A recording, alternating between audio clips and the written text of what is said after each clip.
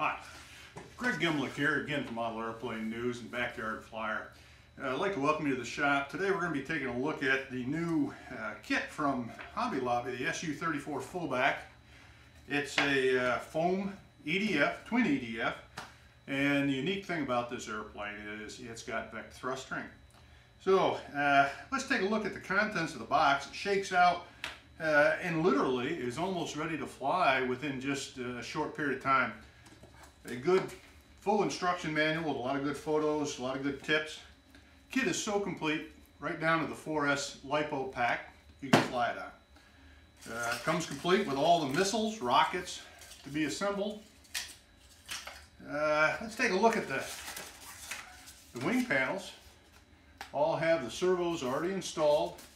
Control linkage is already hooked up, wires already run, so that'll be quick. Really the most impressive thing, I mean, this kit is really complete. Nicely painted, comes with full decal set.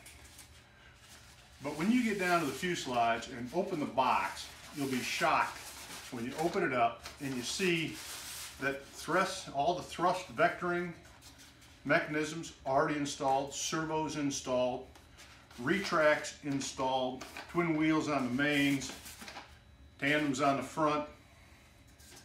There's a connection for my aileron servo. They stuck there, so when I glue it all together, that'll be all set. Control rods already installed. They've got a little bend in them, so if you have to fine tune them mechanically, you can do it with the bend. Now let's look down the business end of it. And you can see right down through the ducts, maybe. Everything looks real good. Decals already applied. Doesn't look like there's going to be a whole lot to build in this thing. All the servos are there, so basically we'll open up this radio compartment. We'll install our receiver. We'll get all the wings glued on and everything. I'll try to shoot a little video while we're during the build process. There's your battery compartment, easy to access.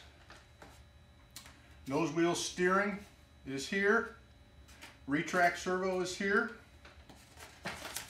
Even comes with a couple of Soviet pilots, complete in military garb. Looks to be a great project. We're going to get to it, and I think in a couple of days we'll be fine. Okay, I'm going to subject you to a little handheld camera work. And I apologize for the shakiness of it, but I wanted to get a little more close up on some of these control installations and some of the details of the fullback's completeness. And this is just coming out of the box. I have not done a thing to this airplane yet other than take it out and kind of maul some of the pieces to look at it. So this is just the way everything is when it comes out. These controls here were already all installed. Everything, you can see the speed controls are all installed down the radio compartment here. Moving forward, your battery compartment, you can see the wires are here all set for connections. It's got the Dean's connectors on the wires. They're down in here, you can't really see them too well. I'm going to slide this down a little bit, and here's your nose wheel steering and the retract actuator. So you can see this thing is really got the hard part already done for us before we even get started. And there you can see a little bit of the mechanism here on the business end of it. So let's get started. Welcome back.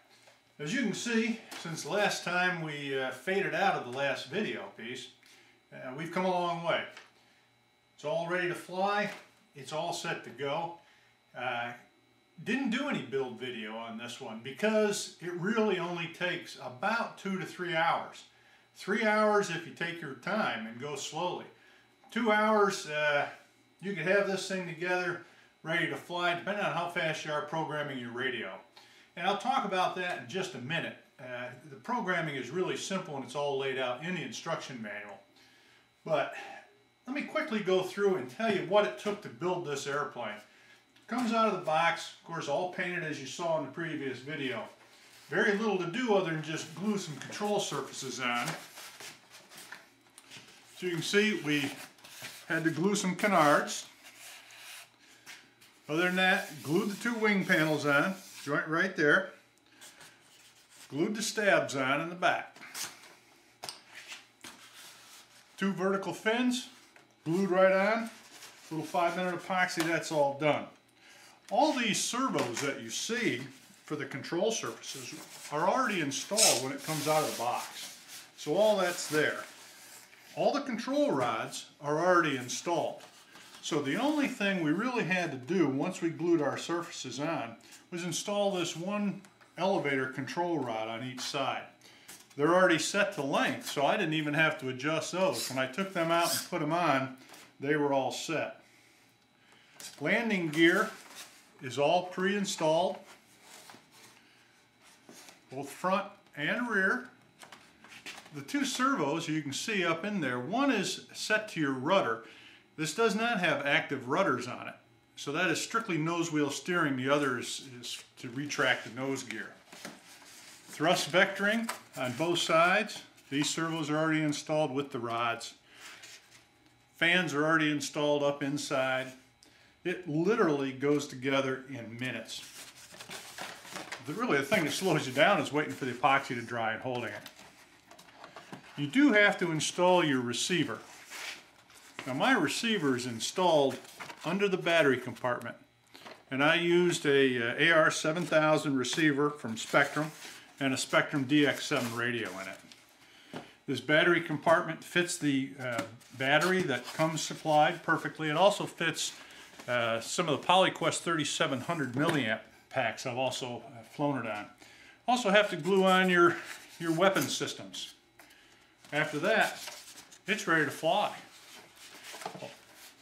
Did have to glue in the guys in the cockpit and glue the cockpit on, and all that comes pre-painted, and there are stickers and everything that show you the dashboard and everything. A few stickers here on the wings that I did stick on. Let me get my radio, and we'll show you a little bit of the thrust vectoring and just how that works.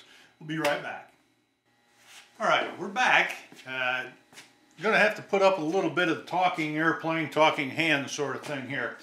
But I wanted to show you just how this thrust vectoring works.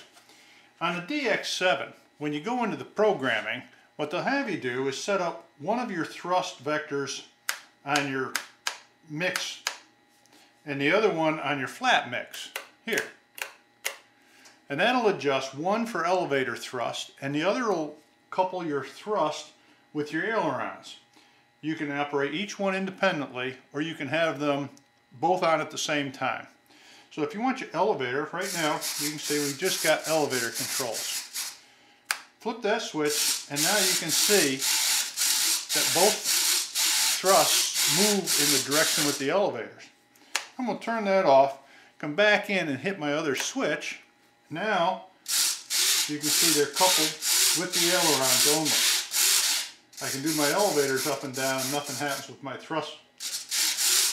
Ailerons on. Come back in, flip that, and now I've got elevator and aileron thrust. And you can see it all works together.